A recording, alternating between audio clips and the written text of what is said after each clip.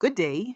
These are your Tribune highlights for Monday, February 16th, 2026, brought to you by your Daily Bahamas headlines, especially for people on the go and those who are visually impaired. We begin with the main story.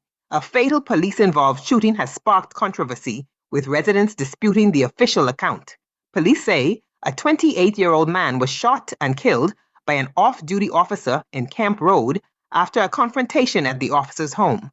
However, residents claim the two men knew each other and had argued days earlier, contradicting initial statements that described the victim as unknown to the officer. The deceased has been identified as Machiavelli Tinker. The matter has been referred to the coroner's court as investigations continue, and the incident is raising renewed questions about transparency and due process in police-involved shootings. Also on the front page, former Immigration Minister Brent Simonet says it would be inhumane to deport a convicted child killer after he completes his sentence, arguing that legal principles and rehabilitation must guide decisions rather than emotion. Prime Minister Philip Brave Davis has announced that there will be no political public activities during Lent. Although the PLP launched its national campaign, it will pause public political events during the 40-day Lenten period, citing respect for the Christian observance. In other news, a neighbor is being praised for helping rescue a woman from a burning home following an explosion. The woman suffered burns but is reported to be in stable condition.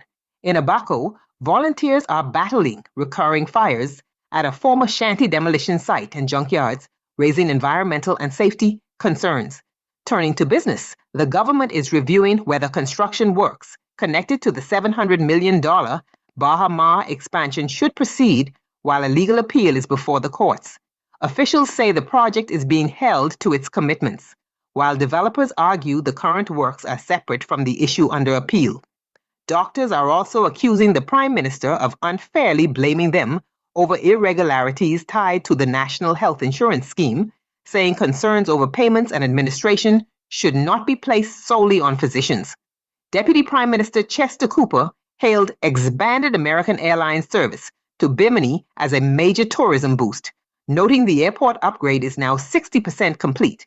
He also said changes to boating fees are under review and will be announced in due course. Prime Minister Davis is warning that the Bahamas must prepare for the rapid growth of artificial intelligence, saying the country must equip its workforce and education system to avoid being left behind. On the editorial page, the Tribune urges the public not to rush to judgment in cases involving police, stressing the importance of careful investigation and due process.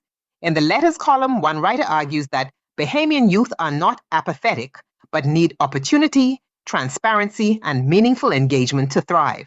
For full details and additional stories, be sure to purchase a copy of the Tribune or visit their website to stay fully informed. Staying informed is the foundation of responsible citizenship and strong communities. Enjoy your day, be blessed, and be a blessing.